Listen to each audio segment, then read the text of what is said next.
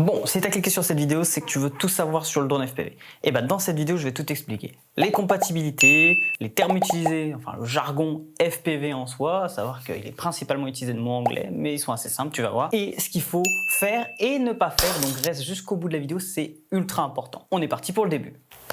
Bon, les termes en FPV, le jargon. Ouais, j'ai mis le casque, je trouvais ça plus stylé. Mettez en commentaire, vous préférez avec ou sans le casque. Mais c'est pas le sujet. Les jargons dans le FPV, je vais tout vous apprendre. Déjà, on va commencer par les composants du drone, tout ce qui compose un drone FPV. Pour faire simple, le premier, le cerveau du drone. J'en parle beaucoup dans mes formats courts.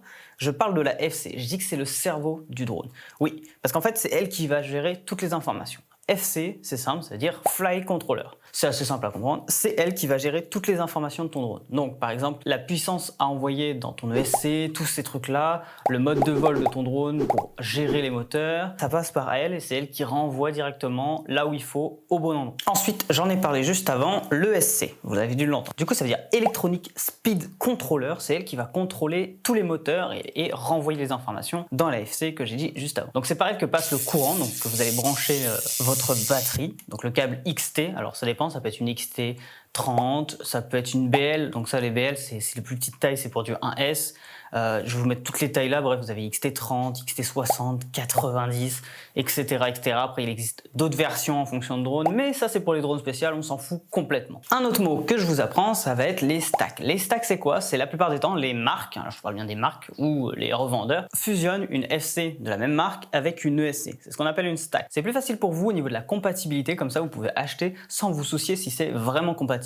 et que vous auriez aucun problème. Imaginons par contre que vous vouliez vous-même acheter votre FC et votre ESC indépendamment. Comment savoir s'ils sont complètement compatibles? Et ben ça va se situer au niveau de la batterie. Et là tu vas me dire mais quel rapport entre une batterie et des composants de drone? Et bah tu vas voir, c'est très simple. En gros, on va dire pour simplifier, si tu as choisi des composants en fonction de toi ce que tu veux faire, bien évidemment, tu vas devoir regarder quel type de cellule accepte le composant que tu vas acheter. Je vais dire n'importe quoi. Imaginons que cette ESC est compatible que avec les batteries de 2S jusqu'à 6S. Donc ça comprendra le 4S, 5S et du coup 6S.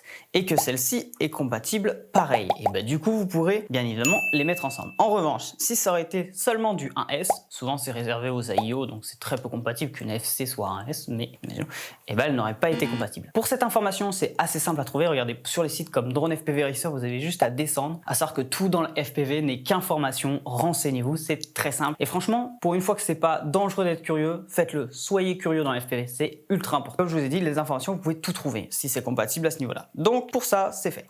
Maintenant, on va parler des VTX. Qu'est-ce que ça veut dire VTX? Ça veut dire vidéo transmission et le X, ça veut dire quelque chose de très bizarre, mais en gros, ça veut dire échange, enfin avec, à travers. En gros, c'est, je vous mets la description juste là.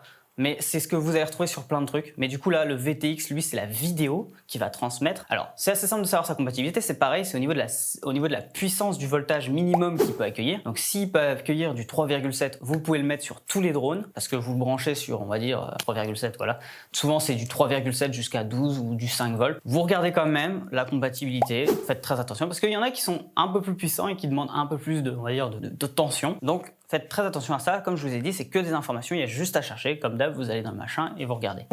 Et oui, c'est Valentin, je suis toujours là, toujours, et vous allez voir, je vais intervenir plein de fois, c'est le Valentin de quand je fais le montage. Ah ouais, coucou, salut, c'est moi qui m'amuse à faire toutes les conneries que l'autre a oublié de dire et me demande d'animer. Bon, c'est pas le sujet, non. Pour un VTX, j'ai oublié de vous expliquer comment le choisir en fonction de la caméra que vous allez utiliser. Alors, certains VTX sont vendus avec des caméras. La plupart, ceux qui ne sont pas vendus avec caméra, c'est la plupart du temps, comme je le dis, des analogiques. Et vous aurez compatible. Pour les lunettes, c'est simple, pareil, même système.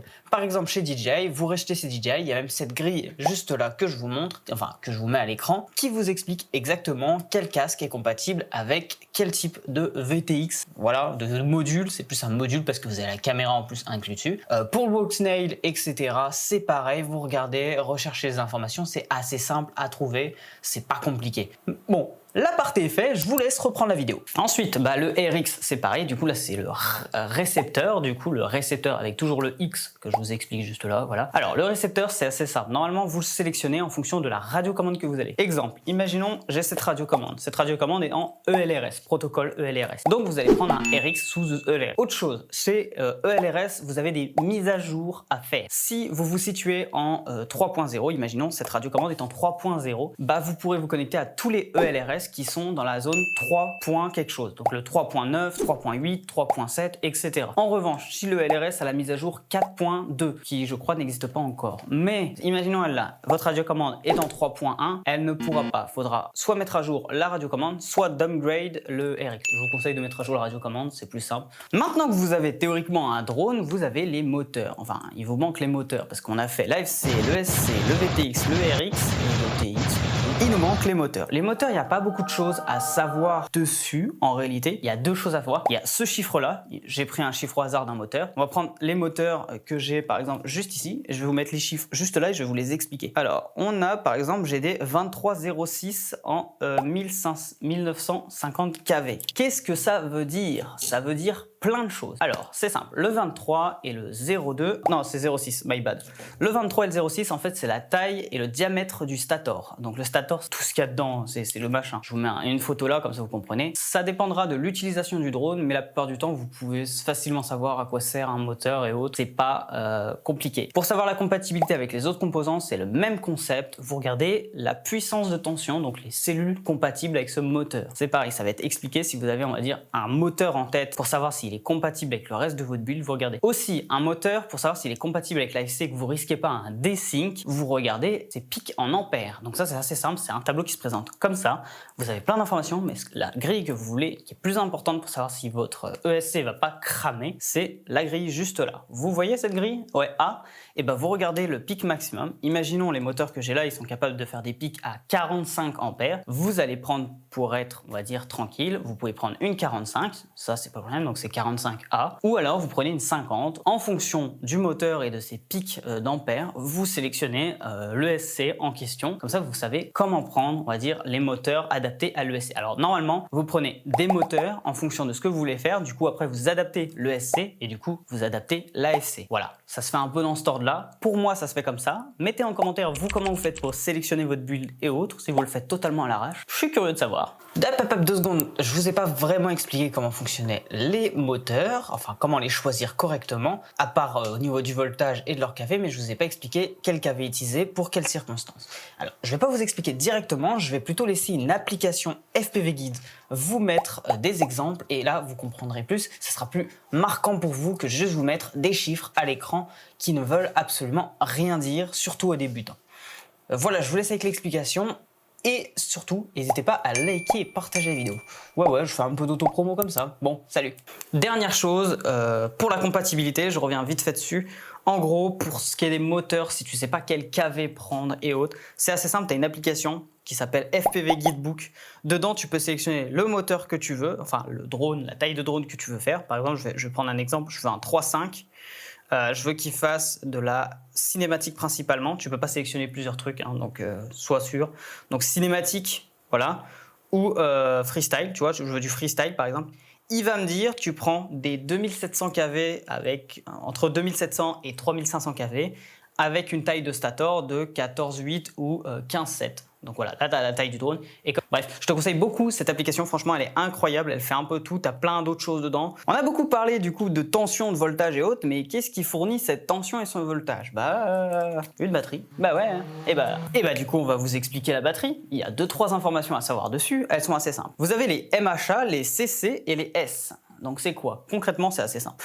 Les MAH et pas MHA, je me suis trompé, hein, c'est pas My Hero Academia le truc. Bref, c'est la capacité de la batterie. Donc ça va être on va dire la durée de vie de la batterie. Combien de temps en vol elle va durer théoriquement. Plus le nombre sera élevé, plus la batterie tiendra longtemps. Ce n'est pas un chiffre défini à la minute. Genre par exemple une 1550 comme ça ne va pas tenir 7 minutes pour tout type de drone. Ça dépendra de ses moteurs, de la puissance qu'il va demander et autres, le poids qu'il porte, bref, ça dépend de plein de paramètres, la durée du vol. Ensuite, vous avez le 4S, ça c'est le nombre de cellules qu'il y a dedans.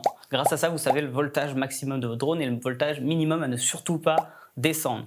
Par cellule, c'est 3,4 que je conseille. Même si ça commence pour moi à devenir critique, je descends pas en dessous de 3,5. En stockage, c'est 3,8 et maximum, du coup, c'est 4,2. Pour moi. Après, mettez-vous en commentaire ce que vous faites de vos batteries pour voir s'il y en a qui sont un peu bourrins avec. Ensuite, vous avez les CC. Qu'est-ce que c'est les CC? C'est le taux de décharge de la batterie. Plus le nombre va être élevé, plus le taux de décharge va être rapide. Je m'explique. Si vous faites un drone race, vous allez chercher des CC très élevés en général pour avoir un taux de décharge très rapide. Donc le taux de décharge, en gros, c'est le punch que la batterie peut donner d'un coup, net, on va dire, comme un entonnoir. Plus le chiffre va être élevé, plus l'entonnoir il va avoir un gros diamètre et du coup, l'eau va s'écouler plus vite. Bon, c'est pas le cas, hein, l'XT va pas être plus grande, mais grossièrement, c'est ça pour vous expliquer. Comme ça, vous comprenez mieux et c'est facile.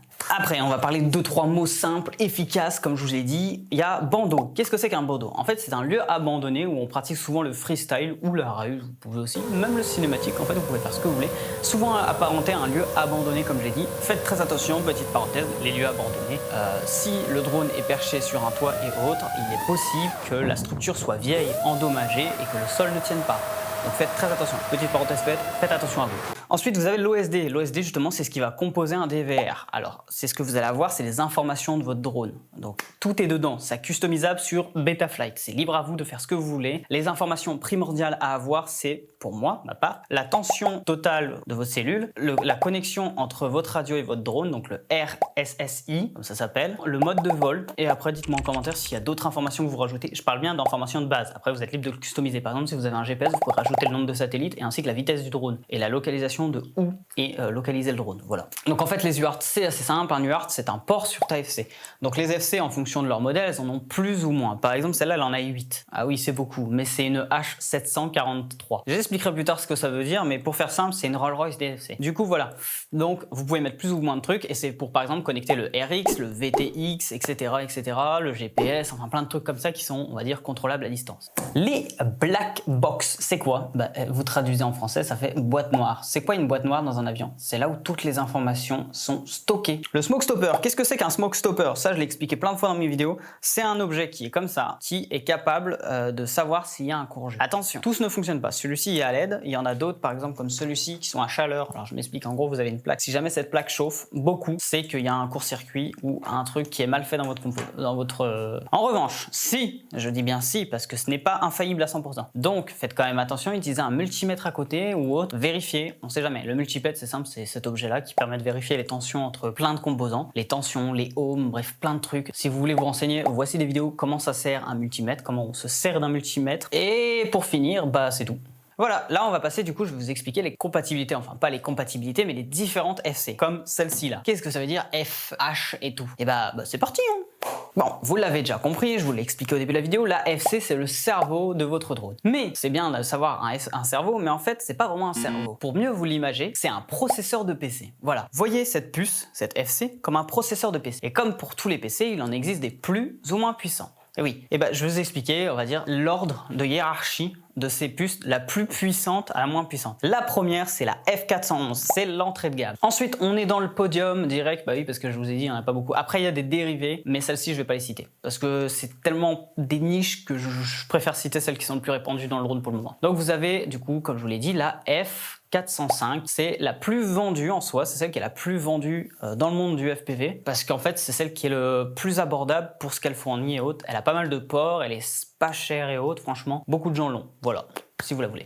Ensuite, en deuxième position, c'est-à-dire l'avant-dernière avant le top one, c'est la F722. Celle-ci, elle est souvent utilisée, par exemple, pour les 7 pouces ou les builds qui commencent à être complexes. Après, si vous voulez la mettre dans un drone 5 pouces standard, rien ne vous empêche, mais elles sont souvent un peu plus chères que les F405 et F411, voilà. Et du coup, le mastodon, l'unique, la seule, le gros, la H743. Donc voilà, c'est la puce qui est faite pour des bulles très spéciales parce qu'elle a beaucoup de puissance de calcul. Mais comme je vous l'ai dit, ça ne veut rien dire. Vous pouvez le mettre dans n'importe quel drone. Voilà, je vous ai expliqué tout le gros du machin. Maintenant, je vais vous dire ce qu'il faut pas faire et ce qu'il faut faire. Hein? Je vous vois, vous, là, à faire des bêtises. Tout d'abord, on va parler de GPS. Oui, mon bureau est un bordel, il y a des composants partout. Et alors? J'ai trouvé mon GPS là-bas, il y a une SC là-bas, il y a une SC là. Et alors? Je vous ai pas demandé de me juger sur où je mets mes composants, mais sur comment je vous explique les choses. Les GPS, vous l'aurez remarqué, vous avez un petit bout de métal. Souvent, il est caché par du stickers des marques. On vous remercie pas parce que vous faites des bêtises. Non, vous faites pas des bêtises, mais c'est chiant. Parce que du coup, mon explication tombe un peu à l'eau. Mais en gros, c'est vous touchez au pire la surface du sticker et vous avez remarqué que vous avez une petite boule de métal, ainsi que un petit truc en céramique.